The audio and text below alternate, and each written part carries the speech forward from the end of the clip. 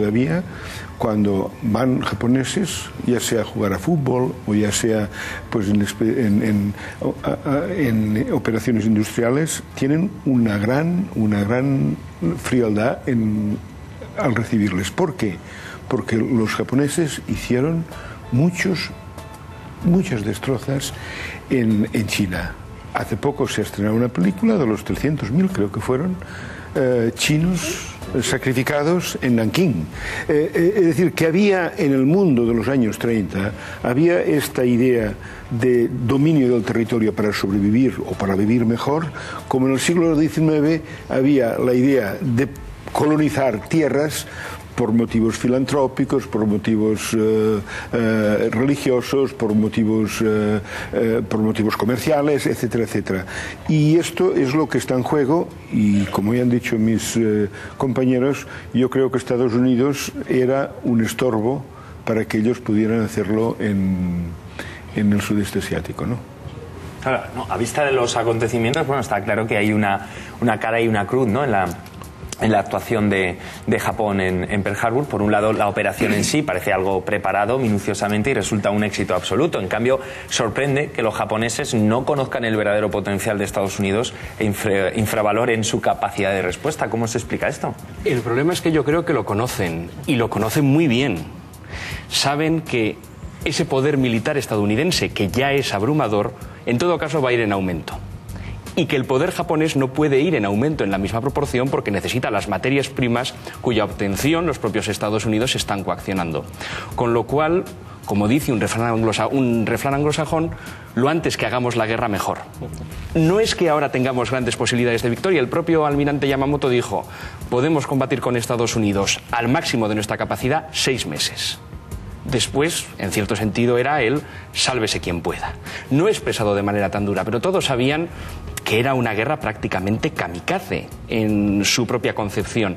Lo que pasa es que, presentando al emperador el mejor escenario posible, pues había una posibilidad de victoria, pero esa victoria se basaba en el hecho de expulsar a los americanos del Pacífico en 6 meses y utilizar el tiempo que necesitasen los americanos para recuperarse, para ellos mismos construir, a base de las nuevas materias primas que se obtuviesen, como se ha indicado, en Filipinas y en otros territorios, un mayor potencial. Pero era una guerra a la desesperada y, en cierto sentido, el ataque busca ese golpe de efecto y, sobre todo, ese golpe militar de ganar unos cuantos meses contra ese abrumador potencial americano. Y hay que decir que Yamamoto demostró que tenía una capacidad de predicción espectacular, porque será para su suerte personal. Excepto para su suerte personal, que sería 6 meses más tarde, en la batalla de Midway. La semana que viene se conmemorará el aniversario, cuando, por una serie de factores fruto de la más pura casualidad, Japón pierda sus portaaviones de primera línea y quede claro que a partir de entonces va a luchar la guerra a la defensiva. 6 meses.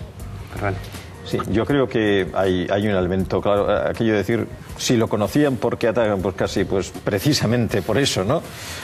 Porque sabían que Estados Unidos había dado muestras que era solidario con la tarea que estaba realizando pues Gran Bretaña luchando sola con Alemania en aquel momento. Se había producido una conferencia en Terranova importante en el mes de agosto, en el cual Estados Unidos había señalado, Roosevelt había señalado, que en caso de que los japoneses llegaran a tocar Filipinas o Malasia o lo que hoy es Indonesia, ellos entrarían en conflicto en aquel momento. Hay que tener en cuenta también que en el mes de julio, creo, cuando se invade por parte de Japón Indochina, los Estados Unidos deciden el embargo de petróleo sobre Japón, con lo cual Japón tenía petróleo, reservas de petróleo para tirar a lo mejor un par de meses. Un par de meses después, Japón sencillamente se encontraba sin posibilidad, que es un buena medida de lo que le pasa a Alemania, no tenían reservas para una guerra moderna, materias primas, gasolina, para una guerra moderna. Y por tanto, esa aparente prisa era, además, porque nosotros no estamos, quizá tenemos una visión también que no se corresponde con la verdad. Japón es un país extraordinariamente moderno. Nosotros tenemos una imagen del japonés muy tradicionalista desde el punto de vista ideológico, pero es un japonés al mismo tiempo muy desarrollado desde el punto de vista técnico, e incluso desde el punto de vista ideológico son personas que están en perfecto conocimiento de lo que se enseña en las universidades europeas.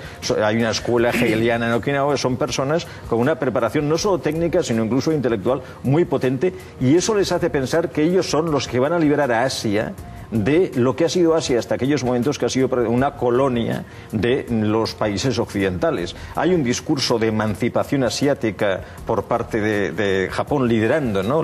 Pero claro, liderando y esclavizando a los pueblos inferiores, coreanos, chinos, dentro del territorio. Pero de todas formas hay ese discurso de una Asia unida bajo la égida el liderazgo de Japón frente a los diablos. Pero yo decía esa idea que tenemos equivocada de presentarlos como unas personas que, y lo vemos también en películas, que prácticamente atacan de una forma suicida, lanzándose sobre ametralladoras americanas que los matan a todos, mientras los japoneses van con fusiles de un solo tiro y consiguen herir a algún que otro americano. Bueno, yo creo que eso no funciona así. Cuando uno ve realmente la potencia de fuego que tiene Japón cuando se inicia el conflicto. Japón tenía 11 portaaviones, Estados Unidos tenía 3.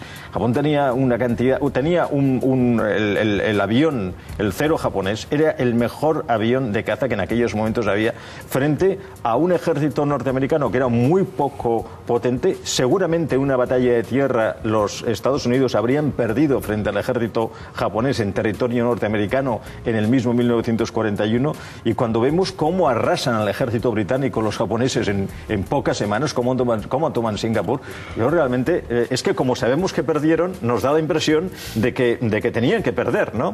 Y las guerras pues, no se ganan, ni siquiera no teniendo la razón, como decía Napoleón, las guerras se ganan con 3 cosas: con dinero y con dinero. Y entonces yo creo que esa imagen que podemos tener de que, como sabemos que la han perdido, tenemos la ventaja, la perspectiva, pero a veces esa perspectiva nos indica un determinismo retroactivo, ¿no? Como decía Ramón Arón, que es, tenían que perderla.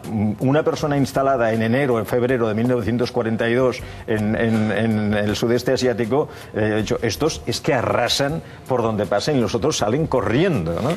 Pero o sea, esto es la imagen. También, si me permitís, se da la paradoja que las democracias en los años 30 estaban, no diré que peor que ahora, pero estaban muy mal.